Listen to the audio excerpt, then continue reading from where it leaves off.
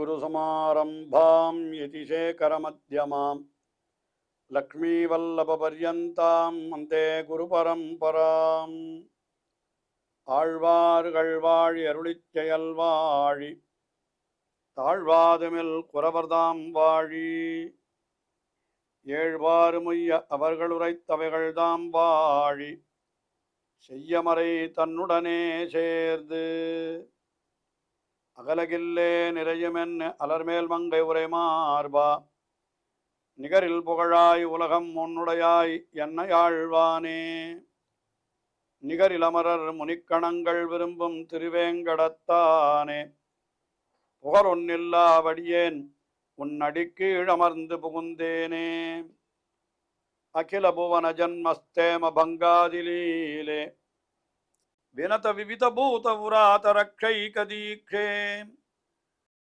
ஸ்ருதி ஜரசி விதீப்தே பிரம்மணி ஸ்ரீனிவாசே பவது மம பரஸ்மின் ஷேமுஷி பக்தி ரூபா. ஸ்ரீரங்கநாதனுடைய பாதுகைகளுடைய பெருமைகளை எல்லாம் எடுத்து கூறும் வண்ணம் வேதாந்த தேசிகனருளி செய்த பாதுகா சகஸ்ரம் என்கிற திவ்ய கிரந்தம். அதிலே பிரபாவ பத்ததி என்று பாதுகையினுடைய பெருமைகளை சொல்லக்கூடிய ஒரு பத்ததி. அந்த பத்ததியிலே இப்பொழுது நாம் ஒரு ஸ்லோகத்தை அனுபவிக்கிறோம். இது பாதுகா சகஸ்ரத்தினுடைய 39வது ஸ்லோகமாக, அதாவது பாதுகா சகஸ்ரத்தினுடைய தொடக்கத்திலிருந்து இது 39வது ஸ்லோகமாக அமைந்திருக்கிற ஸ்லோகத்தை இப்பொழுது அனுபவிக்கிறோம். இந்த பாதுகையினுடைய பெருமை எப்படிப்பட்டது என்னால், எம்பெருமானுக்காக பல காரியங்களை செய்த திருவடிகள், அந்த திருவடிகளோடு இணை பிரியாதிருப்பது இந்த பாதுகையினுடைய பெருமை. அந்த திருவடிகளையும் ரட்சிப்பது இந்த பாதுகையினுடைய பெருமை என்று சொல்லி, அப்படிப்பட்ட பாதுகை என்னையும் ரட்சிக்கட்டும் என்பதாக இந்த ஸ்லோகத்திலே அருளி செய்கிறார்.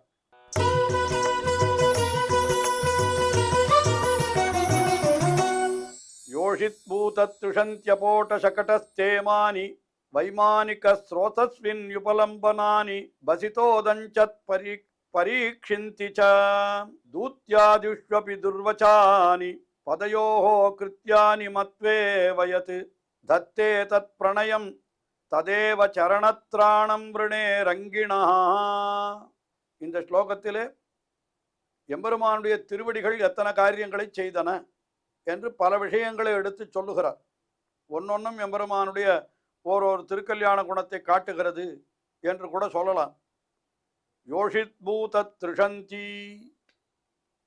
அதாவது ஒரு கல்லை பெண்ணாக்கிய பெருமை அந்த திருவடிகளுக்கு உண்டு. சரித்திரம் எல்லாருக்கும் தெரிந்த விஷயம்தான். அகலிகை என்பவள், அவள் இந்திரனாலே வஞ்சிக்கப்பட்டாள். அதனால அவளுடைய பர்த்தா அவர் என்ன பண்ணினார், கௌதமருக்கு கோபம் வந்தது. அகலிகையை நீ கல்லாக போக வேண்டும் என்று சபித்து விட்டார்.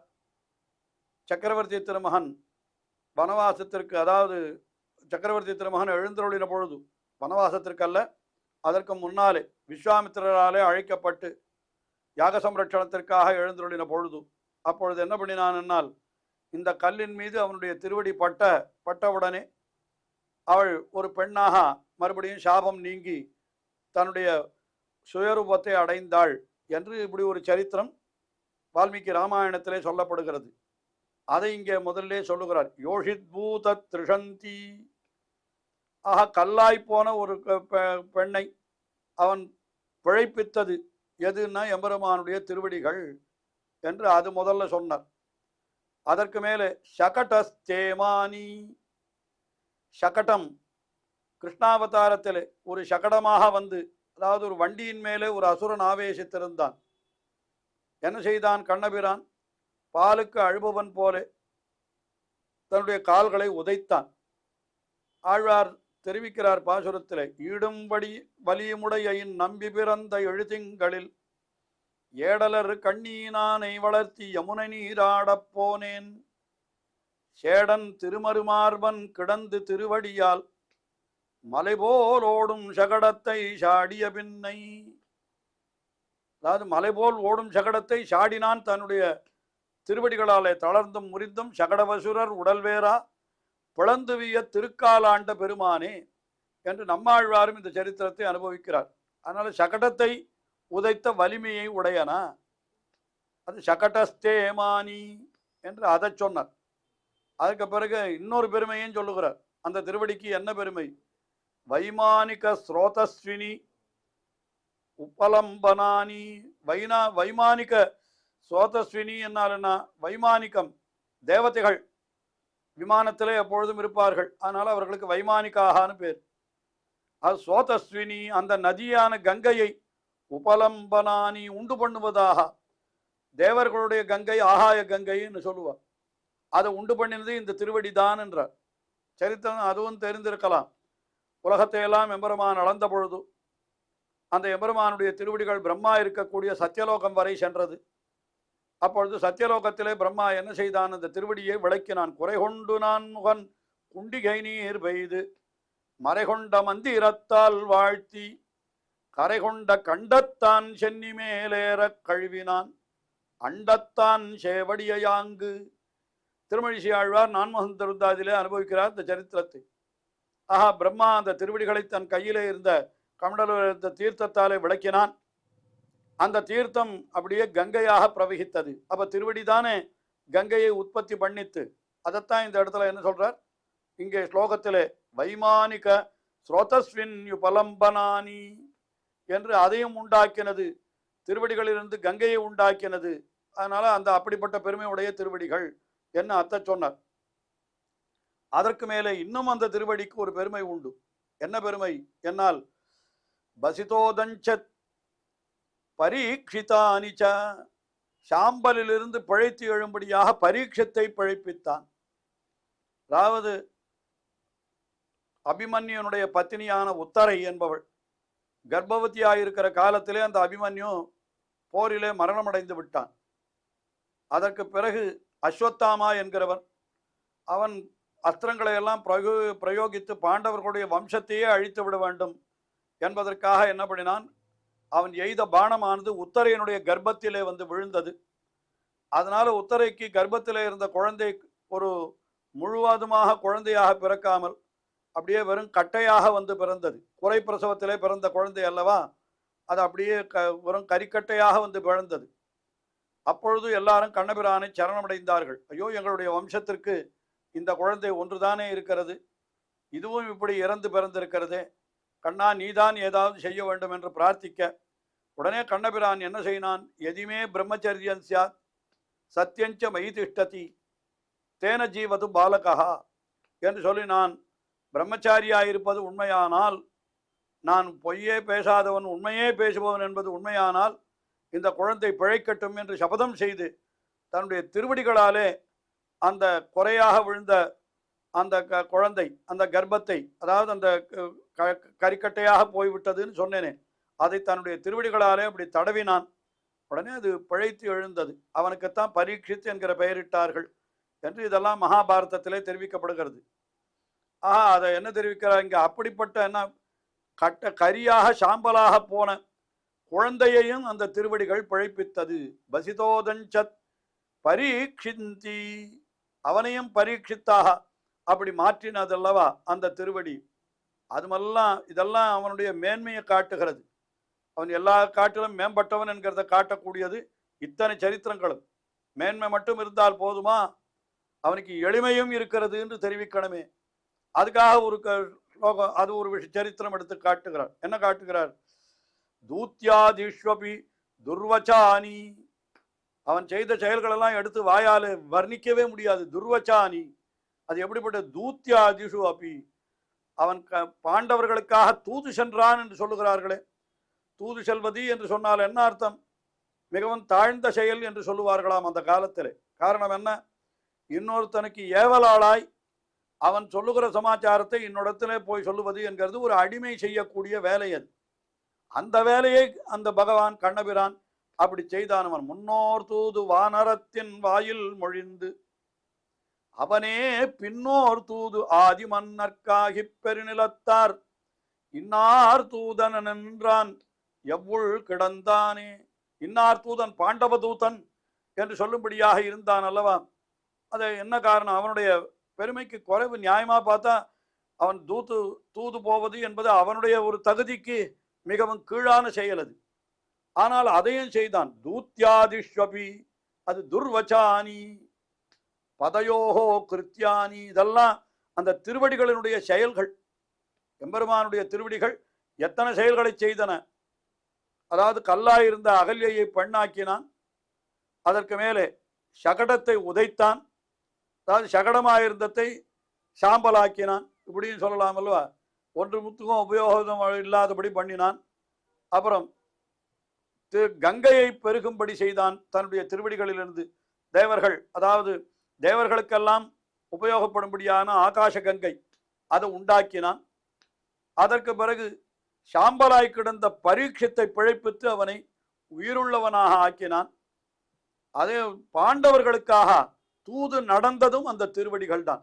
இந்த நடந்த நல்வார்த்தை என்றெல்லாம் ஆழ்வார்களுடைய பாசுரத்திலேயும் நாம் பார்க்கிறோம். அந்த எம்பெருமான் தூத்யாதிஷ்வபி துர்வச்சானி, வாயாலே வர்ணிக்க முடியாத அளவுக்கு அப்படிப்பட்ட எளிமையை உடையவனாய் கொண்டு அவன் என்ன பண்ணினான், பாண்டவர்களுக்காக தூது சென்றான், தன் திருவடிகளாலே நடந்து சென்றான். அப்படிப்பட்ட பதயோகோ கிருத்தியானி, எம்பெருமானுடைய அந்த திருவடிகளினுடைய செயல்கள், இப்படிப்பட்ட செயல்கள் கொண்டதாக அந்த திருவடிகள் அமைந்திருந்தன என்று சொன்னால், அப்போ அந்த திருவடிகள் எவ்வளவு பெரிய, அதாவது எவ்வளவு வைபவத்தை உடையது, எவ்வளவு பெருமைகளை உடையது என்று நாம் பார்க்கிறோம். இப்போ அதற்கு மேலே என்ன சொல்றேன், அந்த திருவடியை நான் வணங்குகிறேன். தத்தே தத் பிரணயம் ததேவ சரணத்ராணம் விருணே ரங்கிணா, அது எம்பெருமானுக்கு அன்னுடைய அப்படிப்பட்ட எம்பெருமானுடைய திருவடிகளுக்கு திராணம் ரட்சகமாயிருப்பது எதுன்னு கேட்டா அது பாதுகை தான். இந்த பாதுகைக்கு சாதாரணமாக நாம் அணிந்து கொள்ளக்கூடிய அந்த செருப்புக்கு கூட என்ன பேர் வச்சிருக்கேன்னா பாத ரட்சைன்னு பேர் வச்சிருக்கா. பாத ரட்சை என்னால் பாதத்தை காப்பாற்றுகிறதாம். அது என்ன காரணம், நம்ம கல்லிலேயும் முள்ளிலேயும் நாம் நடந்து செல்கிற பொழுது கல் நம்மளுடைய காலை குத்தாதபடி, முள் நம்முடைய காலை கிழிக்காதபடி காப்பாற்றுகிறது அல்லவா. அதனால அதுக்கு பாத ரட்சைன்னு பேர். இந்த பாதரட்சை நமக்கு பாதரட்சையா இருக்கிறது இல்லை, எம்பெருமானுடைய ஸ்ரீபாதுகை. அது எப்படிப்பட்டதுன்னா எம்பெருமானுடைய திருவடியை ரட்சிக்கிறது. இவ்வளவு செயல்களை செய்த திருவடி, அதாவது கல்லை பெண்ணாக்கிய திருவடி, சகடத்தை உதைத்த திருவடி, கங்கையை பெருகுவித்த திருவடி, பரீட்சத்தை பிழைப்பித்த திருவடி, பாண்டவர்களுக்காக தூது நடந்த திருவடி, அந்த திருவடியை சரணத்ராணம், அதை விட்டு ஒரு நொடி பொழுதும் பிரியாமல் கூடயே இருந்து அந்த திருவடிகளை ரட்சிக்கிறது இல்லையா அந்த பாதுகை. அப்போ எம்பெருமானுடைய திருவடிகளையே ரட்சிக்கிறது அந்த பாதுகை என்னால் அது என்னையே ரட்சிக்க வேண்டாமா? எப்படி எம்பெருமானுடைய திருவடிகள் அத்த செய்த காரியங்கள் அனைத்தும் எதற்காக என்று பார்த்தால் அடியவர்களுக்கு அருள் புரிவதற்காக. தேவர்களுக்காகத்தானே அந்த அகல்யக்கு சாப விமோசனம் கொடுத்தான், தேவர்களுக்காக சகடாசுரனை அழித்தான், தேவர்களுக்காக கங்கையை பெருகும்படி செய்தான், என்று இப்படி பரீட்சித்துக்காக அவனை பிழைப்பித்தான், பாண்டவர்களுக்காக தூது நடந்தான். என்னால் அவனுடைய திருவடிகள் எல்லாம் அடியார்களுக்காக காரியம் செய்கிறது. அப்படி அடியார்களுக்காக காரியம் செய்யக்கூடிய திருவடியை இணைபெரியாமல் இருந்து கொண்டு இருக்கக்கூடிய பாதுகை எனக்கும் காரியம் செய்ய வேணும். அதனால அதையே நான் சரணமடைகிறேன். தத்தே தத் பிரணயம் ததேவ சரணத்ராணம் விருணே, அந்த இது ஸ்ரீரங்கநாதனுடைய அந்த பாதுகையையே நான் என்ன பண்ணுகிறேன், என்னையும் காப்பாற்ற வேண்டும் என்பதாக நான் என்ன பண்ணுகிறேன், அந்த பாதுகையில் என்னுடைய மேன்மைக்காக நான் சரணமடைகிறேன், என்னுடைய ரட்சணத்திற்காக நான் சரணமடைகிறேன் என்று அந்த பாதுகையினுடைய பிரபாவத்தை இந்த ஸ்லோகத்தில் மிக அற்புதமாக அருளி செய்தார். அதாவது பாதுகை திருவடிக்கு உண்டான பெருமை, அந்த திருவடியே ரட்சிக்கிற பெருமை பாதுகை என்று சொன்னால் பாதுகைக்கு இன்னும் பெருமை அதிகம் என்று நாம் கொள்ளும்படியாக இந்த ஸ்லோகத்தில் அருளி செய்திருக்கிறார். இன்னும் தொடர்ந்து அனுபவிப்போம். ஸ்ரீயக்காந்தாய கல்யாண நிதயே நிதயேர்த்தினாம் ஸ்ரீவேங்கட நிவாசாய ஸ்ரீனிவாசாய மங்களம். ஸ்ரீமத் சுந்தரஜாமா திருமுனிமான் சவாசினே சர்வலோக நிவாசாய ஸ்ரீனிவாசாய மங்களம்.